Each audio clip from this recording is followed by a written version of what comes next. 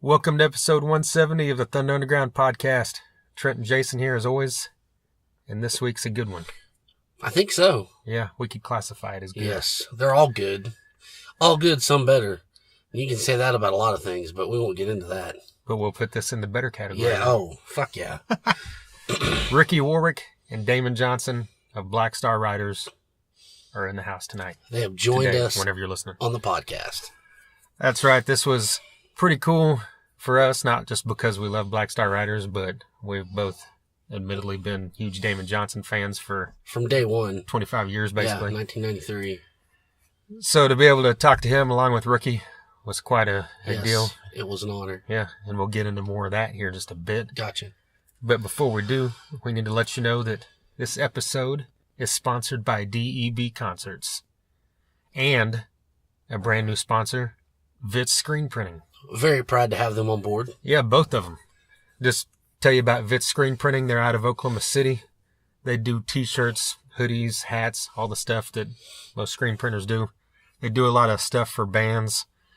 In fact, they did our t-shirts. Yes. Which, if you get on thethunderunderground.com, you can finally buy stuff off of there. Nice. Got that set up. So get on there and buy yourself a t-shirt. Well, we're getting some new t-shirts, right? Yeah. Okay, cool. We've had the same style here for the past couple years, and we've got a new one coming in here shortly, so that'll be up there as well. But yeah, get on Facebook, pull up Vitz Screen Printing. It's VITS Screen Printing. You can order stuff online. I believe they help you design it too if you don't have a design, all that great stuff. Mm-hmm. So check them out, and they'll ship anywhere. It's not just a Oklahoma thing. Nice. And of course, what? Go ahead. No, I was just going to go into DEB. Yes, that's where I was. Okay, oh, yeah. Go ahead. DEB Concerts. Like we mentioned last time, sponsoring this podcast now as well. Local promoter here based in the Tulsa area, brings in a lot of shows in the 80s, early 90s rock field. Yes. The stuff that we've championed a lot because that's where we basically got our start in loving music at, was all that stuff. And we still love it today. Yeah, and they're bringing in all kinds of stuff here over the past couple years. Get on Facebook and follow Streets Gone Wild. That's where they update everything, keep all the new information coming. You can find all the show posters there. But coming up here shortly at the end of this month, at the Ideal Ballroom, they've got Striper coming with Driver opening. And if you've never, I know a lot of people have a preconceived notion about Striper, but if you've never seen them live, they're an amazing live band. I've seen them twice in the past couple of years. Michael Sweet's phenomenal. The guy's got an iron voice. I mean, really. Yeah. Yeah, it's just one of those bands you can't go wrong with, which, by the way, that new Sweet and Lynch last year was badass. Yes. Anything those two ever did was insane. Yeah, they've got 2 albums out already and looking for more in the future. But then what else we got this summer? Steelheart is returning. Yes. They're playing Safari Joe's, which is the old Big Splash water park. So I'm sure if you get on Safari Joe's website, you can find out more information about that. But it's July 26th, and DEB Concerts is promoting this one as well.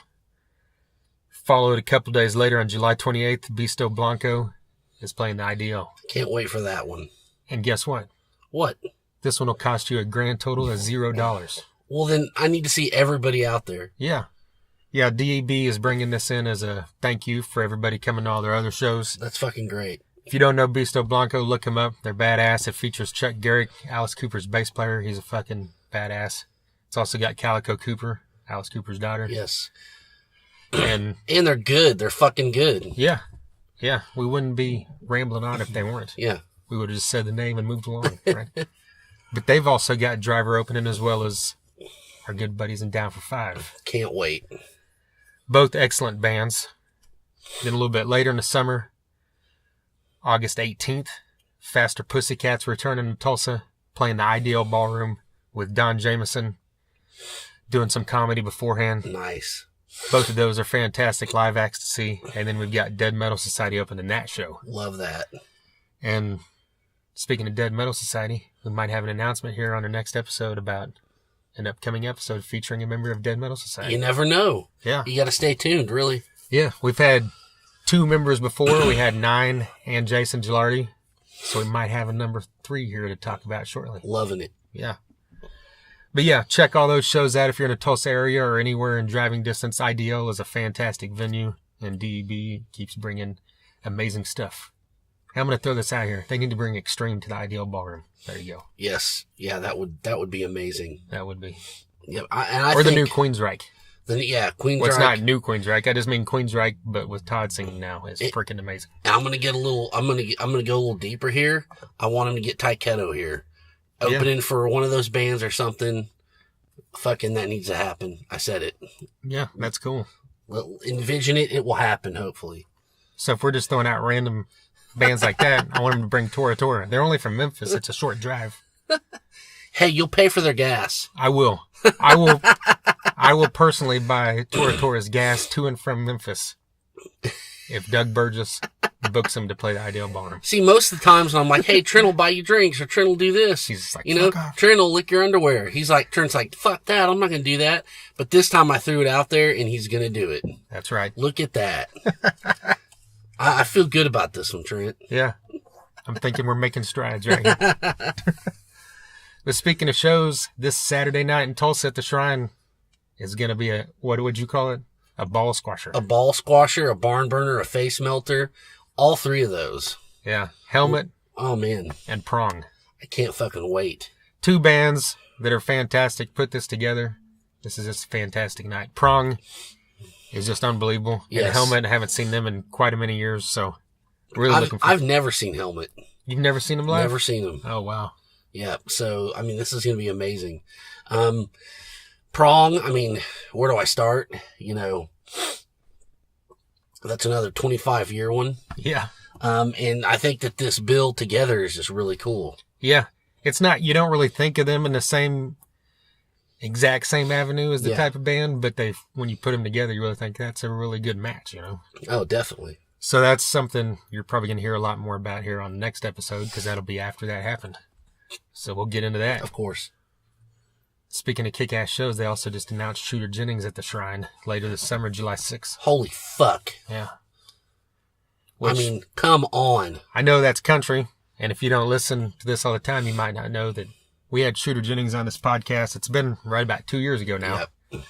And still one of my top 3 favorite episodes. Yes, definitely. I mean, yes, he's country, but he's real country, so that's awesome. And he has a lot of rock leanings. He has a lot of rock leanings, and that's where he got to start. So he's very inured in all that. He can hang with that. He can talk about it. And he was like one of the nicest dudes ever. So, you know, I can't wait to see him again. Yeah, really looking forward to that. Well, what else we got? Guns N' Roses. What do you think of this box? I know you probably don't even care. Why am I asking you?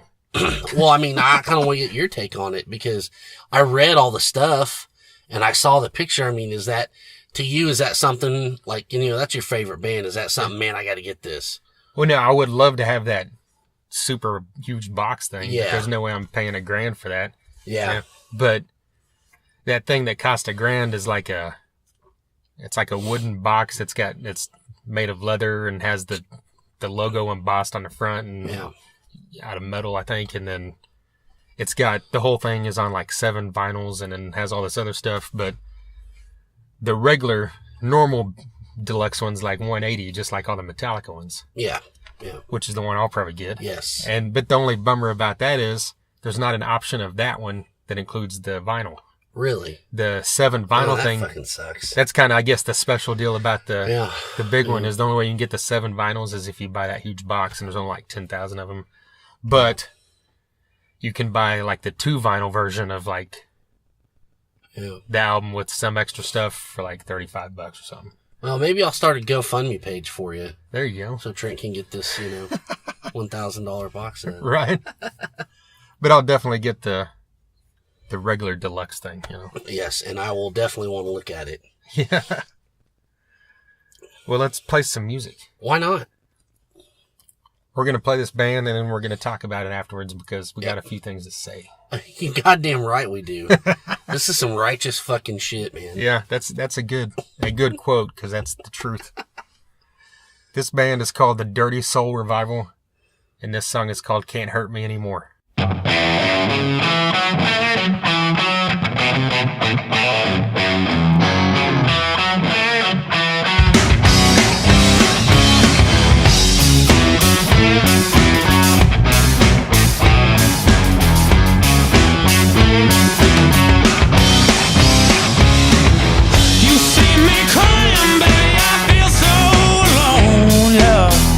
And when you left me, mama thought I'd never be home. You broke my heart and then you ripped out my soul. Yeah, you know you got a heart, baby, now made of stone, but you done your work. Baby, now I'm still here through my tears. All of my fears, they're gone.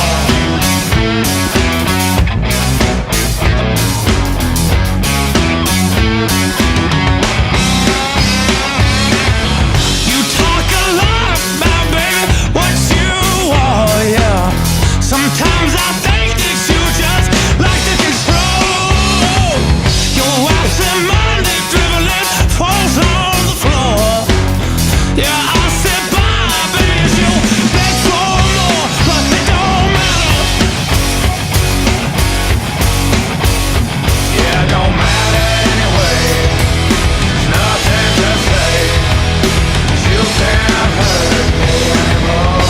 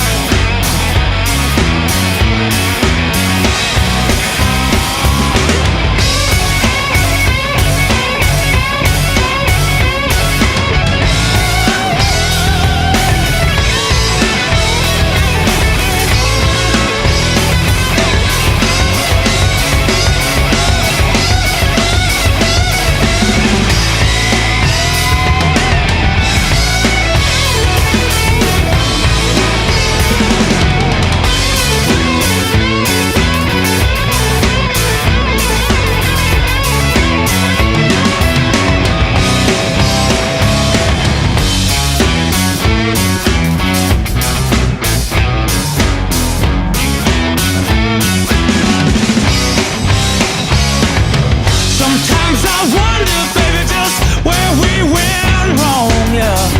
No, our house was like a happy song, but then you sang it, baby, to your own tune. Yeah, you left nothing, mama, for me and you. But I move on. Yeah, I'm finding myself with you on the shelf. With myself out and move on. I just had to see, yeah, you for what you were. That was my cure. None of it hurt me anymore.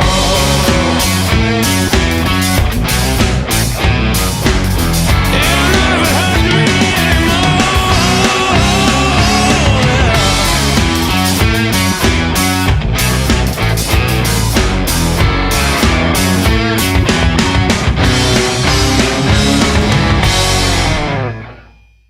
Can't Hurt Me Anymore. A song from the Dirty Soul Revival and their album Brave New World. Yes. And I don't think this is an ode to Iron Maiden, but it may be. You never know. No. That is just one of the tracks on this album. And this album, this is not me overhyping anything. This album is fucking fantastic. That's right. That's right. This, let me just say, this is what I want to hear out of my rock and roll music. Okay, like metal, yeah, I love metal, and I want, guns blazing and riffs and fucking fire and all that shit. But when it's come to rock and roll, the blues based, this thing's got soul. This is why I love bands like this, and Buck Cherry, and even shit like Greta Van Fleet. There's blues in it, and that's, I think, important. And not a lot of bands do that today. Like you hear this song and you want to like drink whiskey and you want to fuck and you want to like make bad decisions. Yeah. I don't get that when I hear Starset or whatever the fuck. That's why this is what I'm fucking talking about. Yeah. This is dirty rock and roll, how it should be done. And, I don't want to hear no shit about it sounds like old guy rock or whatever. fuck that. I mean, you know, this is what it fucking is. Yeah, whenever I first saw their name before I'd listened to them, I'm like, there's a few different ways this could go.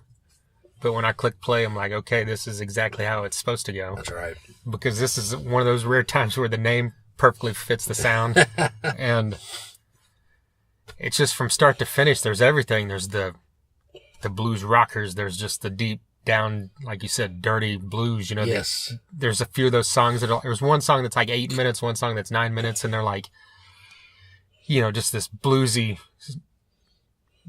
guitar full of emotion. And then like the vocals are just, you know, as bluesy as can be as well. That's right. And there's points where I heard things like Cry of Love in here, and then you hear stuff like Black Crowes, and you also obviously hear stuff like Skinnerd, and then you hear, like we said, the blues. It's just, like you said, it's just perfect rock and roll. Bending strings, my friend. Yeah. Hashtag bending strings. Adam Jode, we're making that up for you, buddy. Well, these guys are out of Asheville, North Carolina. Okay. And they're going to be playing Rocklahoma this year. Nice. Which is why we wanted to get this on here now. Yes. Because we're basically 2.5 weeks away from these guys playing. The shows kick off Thursday. These guys are playing Friday on the Axis stage. I think it's 12:30. They're playing early in the day. Okay. They're like I think they're the second band on the bill, actually behind Dirty Boulevard from Kansas City, which features the former drummer of Drek, Greg. So get out there and check both them out before you go into the main gates Friday. But yeah, I just can't imagine that these guys aren't just as amazing live, which is good with as good as this band is. But yeah, once again, Axis stage Friday, 12:30 p.m., Dirty Soul Revival. Look up their album, Brave New World. Follow them on Facebook. Can't go wrong. I'll be there. Hell yeah. All right, I think it's time to talk about some Black Star Riders. Let's do it. We talked a little bit about them on the last episode, but we didn't get too much into it since we knew we'd be doing it more here. But we saw them open up for Judas Priest along with Saxon week before last. And that's actually when we recorded this episode at the BOK Center before that show. And finally getting to see these guys live was quite a... What's the right word? Quite a treat, I guess, would be a good way to put it. Definitely. It was special for sure. It lived up to everything I'd hoped it would. And this is a band that I've liked from the beginning. I like all three albums, but it's weird. And I think you kind of mentioned the same thing. A couple weeks before the show, you know, I'm listening to all three of the bands getting ready, and I'm just listening to the third album, Heavy Fire, and just something clicked. Like the second time I was listening to it, I'm like, man, this is... Before I'm just thinking this stuff's great. Now I'm thinking this is amazing. And I'm like... I wasn't ever asleep on this band because I always liked them, but I was asleep on the fact about how really great these three albums are. Yeah. And seeing them live, you know, just completely put that over the top for me. Oh, I think so. I mean, you know, this is one of those bands, they sound so fucking good. And especially, I'm sure it's the fact that Judas Priest are fucking awesome. And, you know, they're and Black Star Riders is so good. They sounded so great for a band that's opening the show. Usually you don't get that in these big arena shows. You know, the headlining band puts a lot of shit on them, a lot of restrictions. I doubt that was the case because they shone through like crazy, and you know, they really connected and people loved them. And to see that in America finally for these guys is like the best thing. Yeah, it really is. Cause you know, their bread and butter is in Europe, UK, you know, so for them to finally get some love in America was great. You know, the Tulsa World, I don't know if I forwarded it to you or not. I can't remember. Tulsa World wrote a review of the whole show, and they said all three bands were just stellar. You know, they didn't just, you know, camp out on Judas Priest. They said great things about Saxon and really great things about Black Star Riders. So, I mean, it's just, it's what you want, really. Yeah. And I think there's a lot of people, if you're really into music or you're a diehard fan, people know where this band came from. But I think there's still, you probably go to shows like this, there's still probably half the crowd that didn't even know who that was. Mm-hmm. You know, and even once it started, they might have found out later unless they did some research. But, you know, because, you know, your average rock fan probably the same thing we talked about with Saxon. Wasn't even really familiar with them. Yeah. So, I mean, I'm glad, like you said, about how the sound and everything was perfect for both these bands, because I really think, like you mentioned with Saxon and with Black Star Riders, you saw people standing up and getting into it. Yeah. And I think that both those really connected. And like Damon Johnson even mentions towards the end of this interview, or sometime in this interview, that, you know, Judas Priest will never know how thankful they are for him for what this tour has meant for that band, definitely. You know? Yeah. And see, you know, and it's hopefully, it's something like later this year, next year, they can come back through on their own tour. Yeah. And you know, have something to go off of there, you know? Right. And I also wanted to mention, you know, they mentioned, Chad Szeliga, their new drummer, well, about a year. And it's, once you saw it finally live, you know what they were saying about how he, you know, really kind of turned things up a notch. That guy is so fucking good. He's like animated, but not like over animated. Yeah. He hits hard. I really enjoyed watching him play. You know, I think we've seen him with Black Label Society maybe once or twice. Right. But I just didn't really, you know, you're always watching Zach or whatever. So to see this, I mean, that was awesome. And, you know, it was just the whole fucking, you know, Brother Kane thing. You know, we have to mention that again.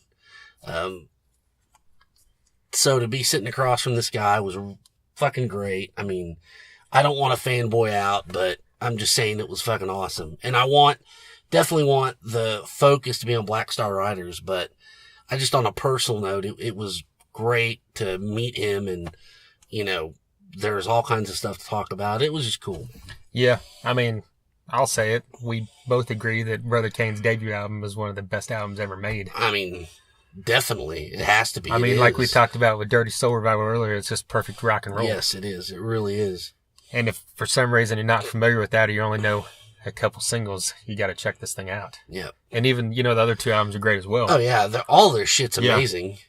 But, I mean... that goes to into what we talked about in this interview. I mean, Damon Johnson is an amazing songwriter. His solo stuff's great. His album release is fantastic. Yeah. And he's wrote stuff for a lot of other artists, big-time artists. And I know Ricky Warwick has done the same thing. Yeah. Yeah. And they're doing their own acoustic thing, you know? Yeah. Yeah, I actually they released, the opportunity to see him acoustic here 3 or 4 years ago. That's right, yeah. And at that point, that was before this podcast, so I did kind of fanboy out him after the show when I met him. But I didn't bring that up, of course, until now. But yeah, like, I would love to see that as well, you know, so hopefully we get some of those in the States if we're lucky. Yep. But, I mean, Black Star Riders... And we haven't even mentioned the freaking foundation of that band, Scott Gorham. Yes. You know, has that guitar sound all, that's unmistakable. You know, so to bring that into this band, you know, that Thin Lizzy sound is just... It's just like this action-packed, high-octane rock and roll. You know, it's heavy, but it does kind of have that bluesy feel. Yeah. And then, like you see, you got Scott Gorham coming in, putting that whole Thin Lizzy thing on it. Ricky Warwick's vocals are just tough as fuck. I mean, if you guys haven't listened to Black Star Riders, just do it now. And it's cool to see Robbie Crane after all these years in an actual band that he's, you know, not saying anything about his past, but I'm saying he's been in tons of things, but he's always just been a guy that came in to another band that was already established. Exactly. So it's kind of cool to see him here as part of a band. Something he can own, definitely. Yeah, he deserves it. He's been a warrior for a long time. Yeah. Well, we ready to get into this? Yeah, definitely. Yeah, this is a great one. I mean, I'll say that it's, I don't know what, I can't place numbers, but this is definitely one of my favorite ones we've ever done, I think. It's up there with Shooter. Yeah, you think? Maybe. Shooter and Reed Mullen. Yeah, maybe like just exact level. Yeah. Maybe a little higher. Right. Well, yeah, hit us up at thethunderunderground.com. Follow us on all the socials. And yeah, this is Damon Johnson and Ricky Warwick of the Black Star Riders.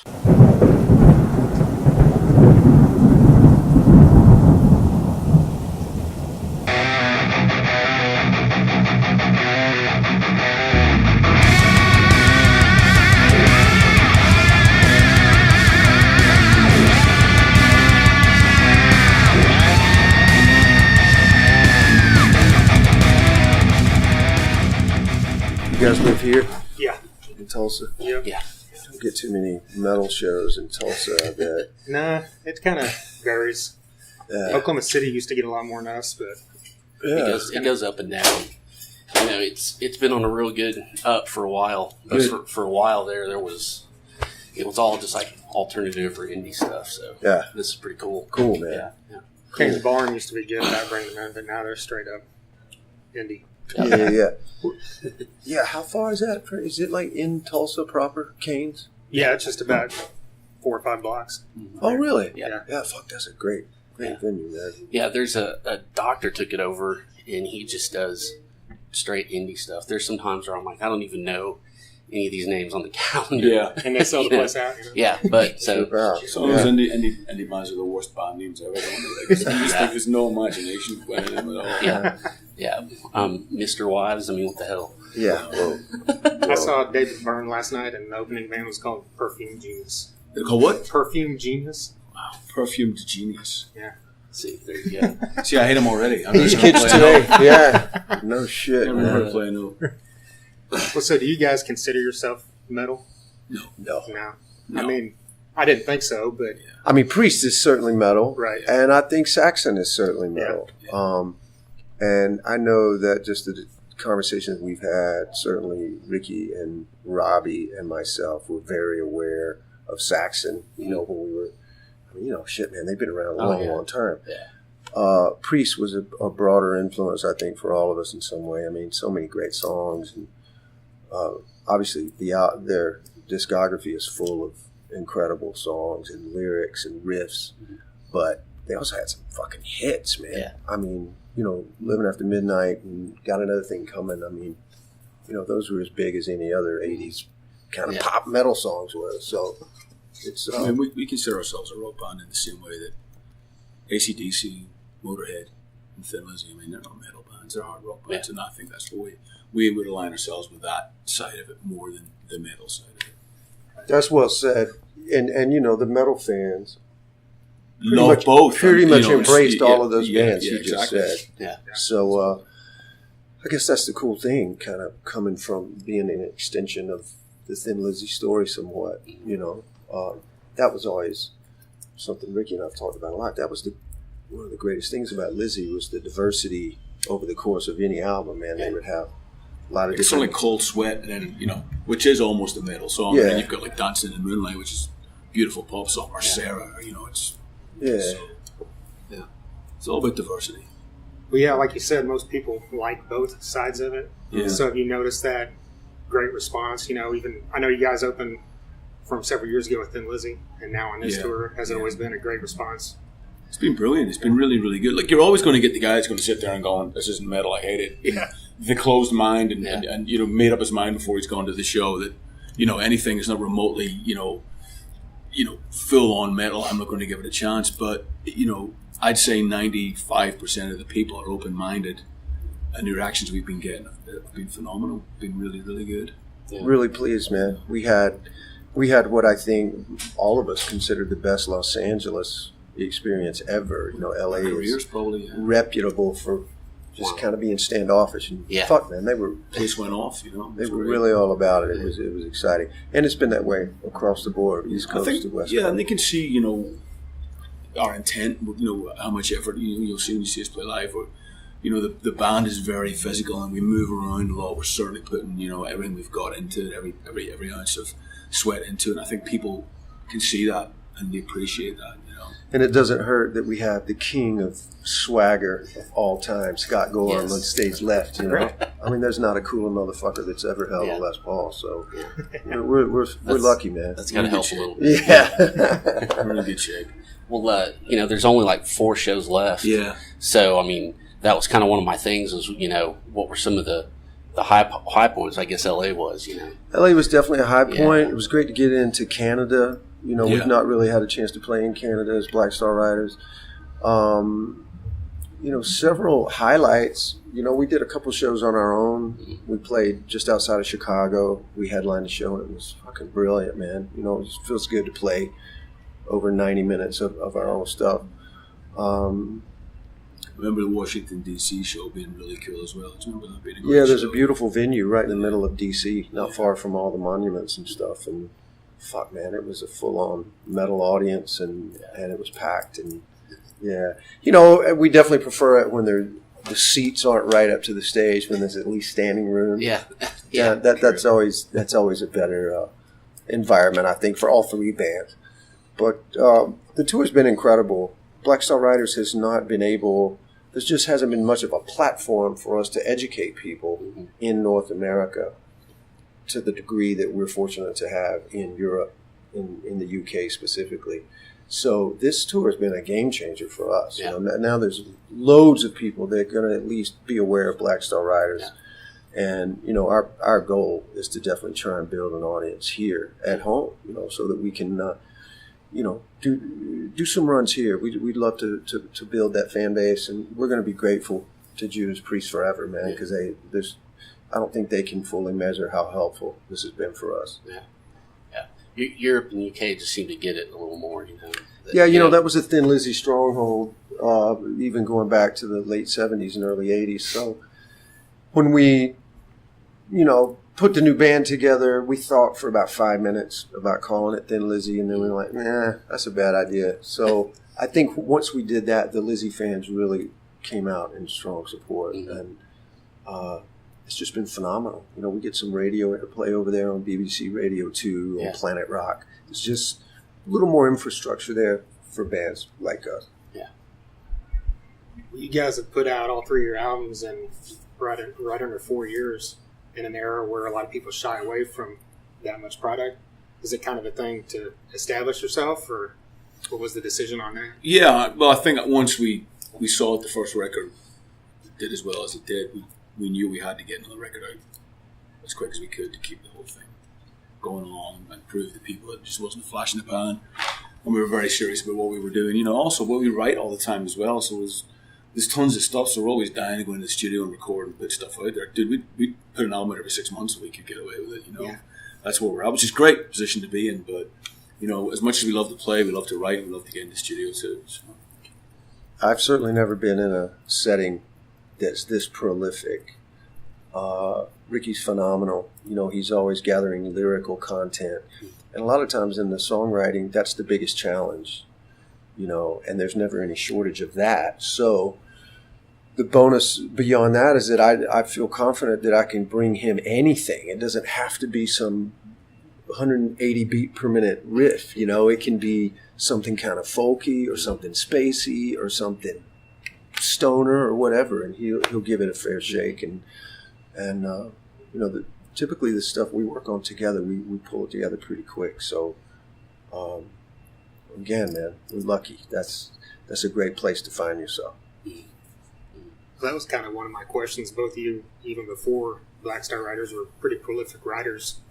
So did it mesh pretty quickly between the two of you? Yeah, straight away. Within, you know, the first time we sat down to write, there's no egos. If you take egos out of the equation, everything's easy in life, generally. Yeah. And it's the same with songwriting. And, you know, there was none of that. So we just sat down and, you know, we just love music. We love to write. So once that is established, you just go for it, you know. And none of us are precious either, you know. If we don't like something or something's not working, you know, we'll figure a way out to get around it or get rid of it, or, you know, it's fun, isn't it, you know? It is a lot of fun, and I think one of our strengths too is that we're always putting the emphasis on the vocal and the lyric. I guess for me, having written for many years for myself as a singer, you know, I'm kind of thinking about that above any musical stuff. 9 times out of 10, there'll be a chord progression and a melody. Then let's finish the lyric, and then the guitar information kind of comes later. Because for me, that's easy. That's the easy stuff. Fucking lyrics are tough, man. And so I think that's one of the reasons why we work pretty quickly. He's got tons of content, and then I try to give him as much of a platform to say whatever it is he wants to say and kind of keep the music out of the way until there's an intro or a solo bit or something like that. Well, as you know, you being a vocalist before, is there ever times where you want to say, hey, do this or something, and you just kind of let him?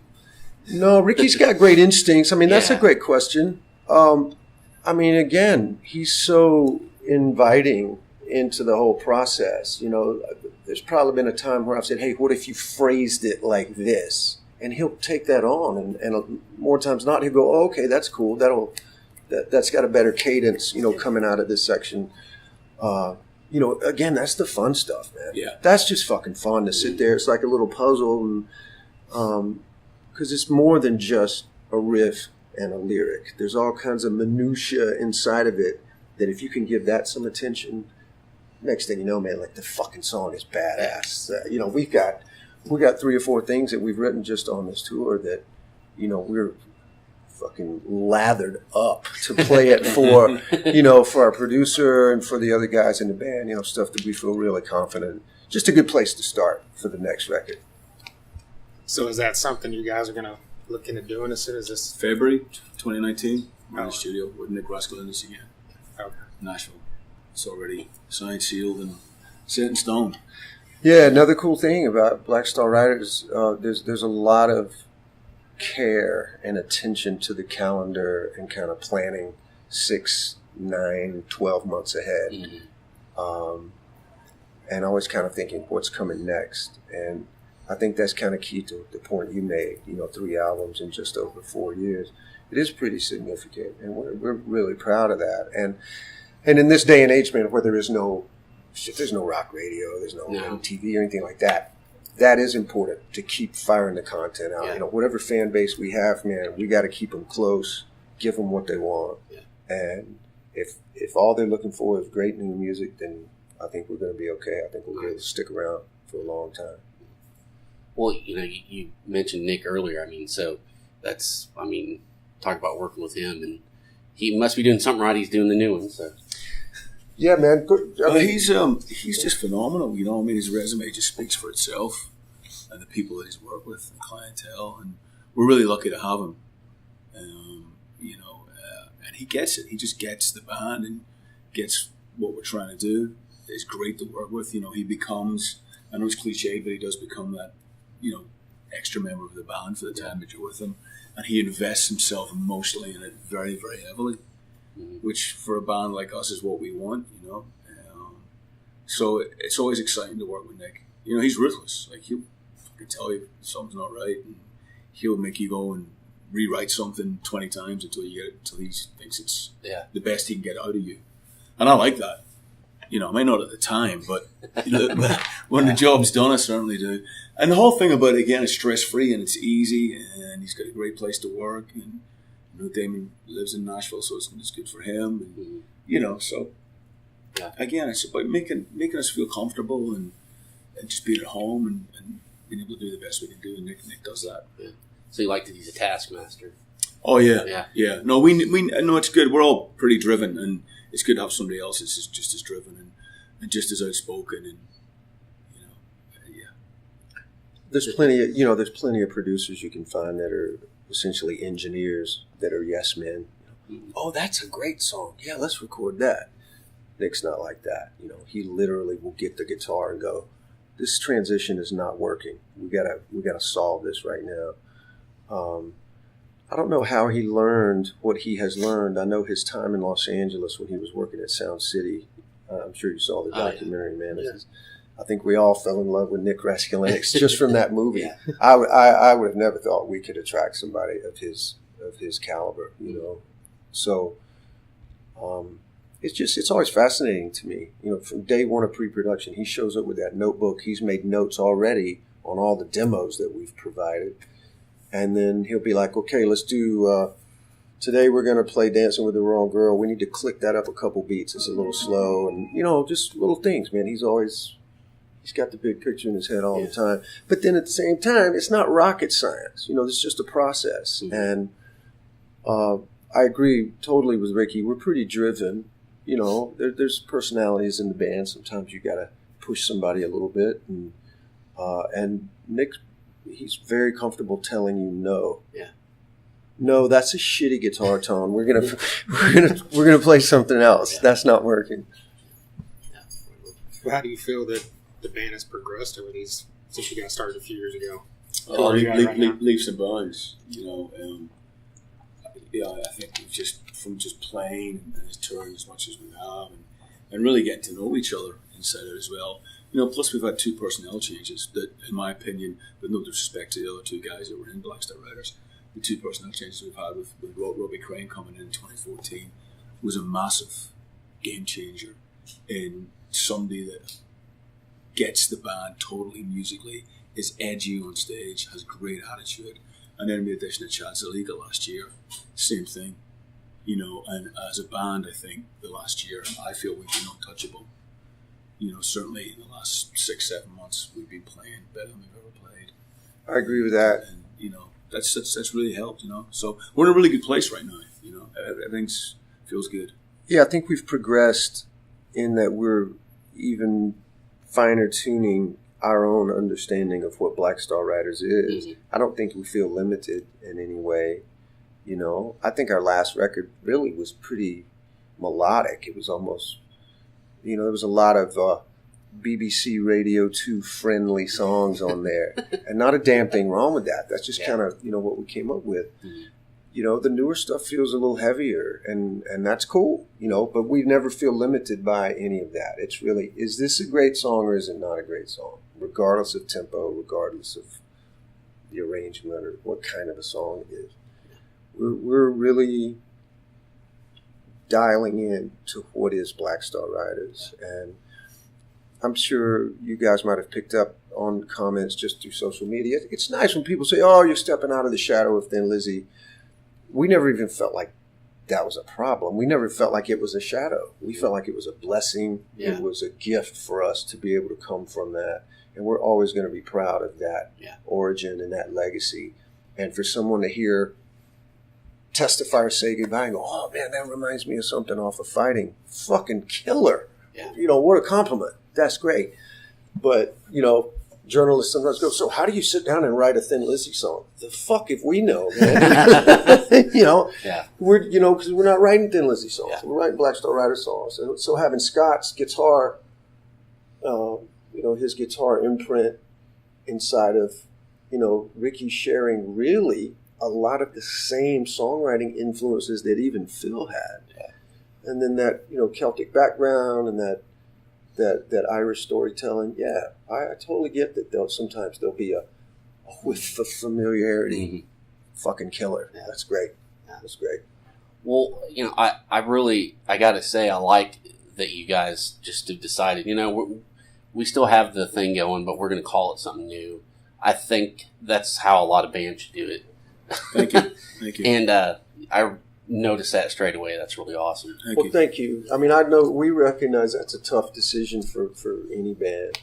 Yeah. And I mean, trust me, we can tell you the challenges, you know, awareness-wise, financially, all kinds of stuff. You know, I get why some bands go, let's just get another singer and let's go out and play the hits and maybe put a new record out. You know, that's their prerogative to make that decision. But particularly as there were so few original members in the latest version of Thin Lizzy. You know what I'm saying? To call it Thin Lizzy and put out new music, it wouldn't have been right, man. At all. It just wouldn't have been right. So thank you for saying that. Yeah. We agree. We feel the same way. Do you guys still get calls from like festivals to do Thin Lizzy live shows? Well, we did some last year. Oh, okay. We actually went out with Richie Blackmore's Rainbow in Europe, and we did about 7 shows with Scott Travis from Judas Priest playing drums. Oh, wow. Scott played drums. And Tom Hamill from Aerosmith played Tom bass. yeah. So that's Scott's thing. You know, like Lizzy is Scott's thing. And, you know, Scott feels like doing a few shows and says to me and Damon, I'm going to do 10 Lizzy shows this year. We're the first to go, no problem, because we love it, you know. And, you know, next year's the 50th anniversary of Lizzy, so I'm sure there might be, you know, a dozen Lizzy shows next year at some point. I don't know. That's up to Scott, but you know, he doesn't. There'll be no more tours. It'll be one-off shows, and that's what Scott's been doing, and that's great because we love doing it. So no problem. It doesn't conflict with Black Star Riders. I think it only helps Black Star Riders, to be honest with you. So so that's where we're at with Lizzy. So I mean, the calls come in all the time, of course, but the calls come in all the time for Black Star Riders now in Europe. I mean, we did it every European festival on demand last summer, and we're about to do another, you know, dozen this summer. Mm-hmm. Which is great, you know. Yeah. It's the best of both worlds. Really. Yeah, that's another thing that I think you guys would be interested in. You know, when we put out All Hell Breaks Loose in 2013, I mean, we didn't have enough songs to play a whole set, so we needed those Thin Lizzy songs. It was kind of 50-50. With the Killer Instinct, it was about, 65-35. And then when we played in the UK, upon the release of Heavy Fire, I think we had 2 Lizzy songs in the whole 90-minute set. So That's fun for us, but also really gratifying that the fan base embraces that and loves that. And I think it's kind of fun for them. Like, hey, if it's Black Star Riders, we want to hear BSR. And then there's a handful of Thin Lizzy dates, and if they can fly to Switzerland and see that festival and rock out, and we'll play all the hits for 90 minutes. So it's we're lucky, man. That's a cool place to find ourselves. Fucking teenage me would not believe that that all this would be happening. I've seen videos of the Warwick Johnson shows, and is that something you guys are going to do more of in the future? We are. We're going out in the fall. We have a UK and European tour, which we're about to embark on for about 4 or 5 weeks. And yeah, again, that's just fun and it's easy, and we enjoy doing it, and it's good for us. It keeps our chops up, and playing acoustic is hard work, and it's cuts everything down, but it gives Damon and I a chance to hang out, gives us more of a chance to write. Yeah. So yeah, it's a nice little offshoot that we have that we're able to do that, and yeah, absolutely, we love doing it. Really appreciative to Ricky. I give him a lot of credit for that starting at all. Ricky's a fucking legend himself in the UK, and he's got so many great solo albums out himself. I mean, quality songwriting. And so early on in the Thin Lizzy, was it maybe right at the end of Lizzy started BSR? Mm-hmm. He had a gig in Belfast, outside of Belfast, and he said, "Hey, you want to come down and maybe sit in?" And I said, "Fuck, man, that'd be great." And we wound up doing like 8 songs together, and it was like instantly, it was like, wow, okay, there's something different and special, because a lot of band guys will get up and sing and play acoustic. The energy level was the same as an electric show. The sweat and the audience participation was just fucking great. So we booked 3 shows, and then we did a run of 10, and then we did an entire month, and it's just this bonus thing that's really fun. It's really simple. It's really simple, man. Ricky, me, and one guy to help us, drive the rental car, and we don't need a bus, and we don't need a 5-man crew and all this overhead, and it's a good night out for the fans and for us. I hope we can do more of those in the States, honestly. Yeah. It's great. I've seen your solo shows before, and at one of them you were asking people what they wanted to hear. Oh, so wow. is that something you guys do, or what's like the craziest request you ever got doing that? We sort of had to curtail it a bit. We were going up there without a set list, and, the shows would end up being 3 hours. God. And, we don't have the luxury of being, we can do 1 on a day off or 2 on a day off. We're doing 20 on and a day off. 20 days in a row. And it just got to 15, 16. I was like, I'm losing my mind. I'm just like, got calluses in my hands like I've never had before, and the voice is going. And, I said, bro, we got to just pick a set list. And we gotta keep it to 2 hours. We do 2 hours, which is still a long time. It's a long fucking time, man. Yeah, and I mean, I was so grateful that he finally said, "Hey, maybe we should shorten it," because I was over there going, "God damn, we're playing a long time." Especially every night, and you're traveling in a rental. It's not like you're doing 3 hours and getting on a private jet and a day off in a nice hotel, and then it's like you're 3 hours. You're going out. You're shaking everybody's hand. You're talking to them, which is amazing. You're getting back to the hotel, and you're up. You're in the rental. It's full on, and none of us are as young as we used to be, But we've got it down now to where it's 2 hours, and it seems to be a bit easier. And we don't, we still put everything into it. We still push ourselves really hard, but we're not killing ourselves. Yeah. 3 hours with no set list. That probably played everything, dude. Definitely everything, man. Everything. To all the BSR, lots of Lizzy. Lots of Almighty, some Brother Kane, his solo stuff, my solo stuff. Bunch of covers. Great covers. Kind of looking at each other going, what other songs do we know some nights? What did you know? Yeah, just to play something different. Yeah. Awesome. Yeah, we love it, man. Thanks for for checking that out. Yeah. Well, speaking of Brother Kane, this is the 25th anniversary of the first album. Can we expect anything from that? Or? It's been flattering. There's some writer music guys in the Southeast that have reached out and they want to talk it up. And wow, man, that's just flattering. That's cool. I stay in touch with all the guys. We all get on great. It's just really difficult to get the schedules to line up. Just with the things we've discussed with you guys right now, between BSR, Lizzy, Warwick Johnson, Ricky's got a solo career. I'm putting out another solo record, hopefully this fall. Yeah. So, man, that's a full plate. That's more than a full plate for us. And, I think if the guys were burning up my phone going, hey, man, we need to get the band back together, we could figure out, some way to do it. But again, everyone's busy, Romans and Jackal and Dave Anderson plays in the Atlanta rhythm section, and Scott got remarried and he's got 3 stepdaughters now, and he's happier than a pig and shit up in Michigan. And so, but man, I'm proud of those songs, proud of that band, and I feel like, fortunately, we never did anything musically that we're not proud of. So that's an accomplishment from that era for sure. So we're really proud of that. Thank you for asking. Yeah. What? Your solo stuff, what are you doing, or are you going to do? I'm going to record a new album at the end of the year, hopefully in December, called When Life Was Fast and Hard. And I don't know when it's going to come out. Yeah. It'll come out at some point. Yeah. This fucking guy, he already knows his album title, for God's sake. What the fuck? I can't come up with that until the goddamn thing's being mixed and go, I think we should call it this. That's awesome. We're going up to the Joshua Tree and record it up there. Nice. So, yeah, but again, it's like Damon says, a schedule. I don't know when. Yeah. I'll just sit on it until there's a window where I can go, okay, yeah, let's put it out. Yeah. Well, BSR's probably got to be priority. Well, it is. It's a prime thing, and everything else we work around that and maneuver around it as much as we can. Yeah, Black Star Riders has brought really fantastic attention to whatever else we're involved in. Even the Thin Lizzy reunion, man. Black Star Riders has been good for that. So,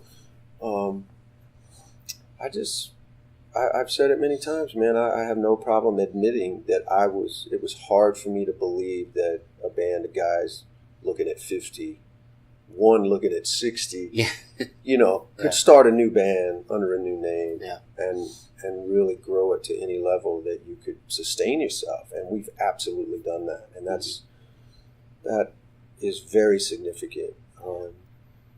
Just looking back over the last 5 years, I just kind of go, wow. Yeah. It's been a lot of work. It's definitely taken commitment to saving money, get in the van, as many guys as you can fit, and sometime playing 8 shows in a row. And, it's rough on him physically, but we can't afford to take the days off. We still got to pay for the bus and the guitar tech, all that kind of stuff.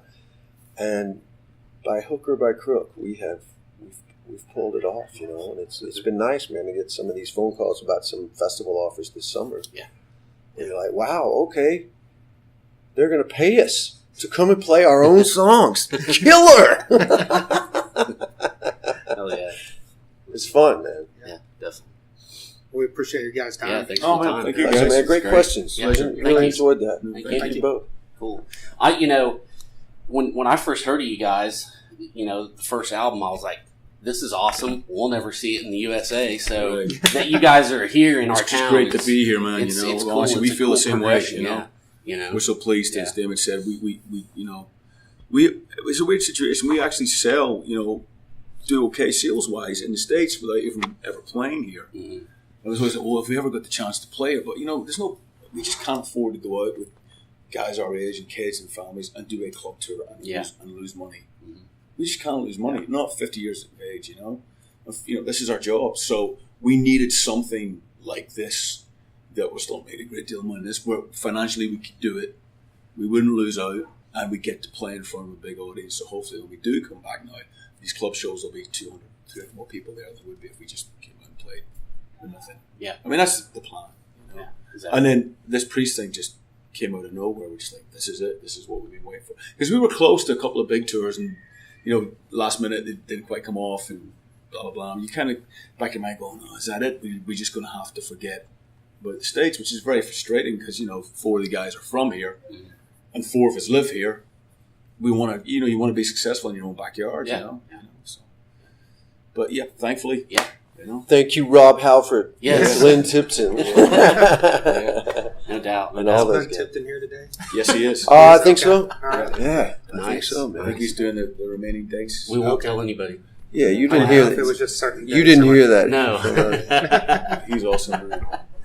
Bro, that's like goosebump material every night. Yeah, The way it's all done. As soon as he comes out, you go, "Oh, I see what Damon was talking about." It's really, it's fucking cool, man. It's really cool.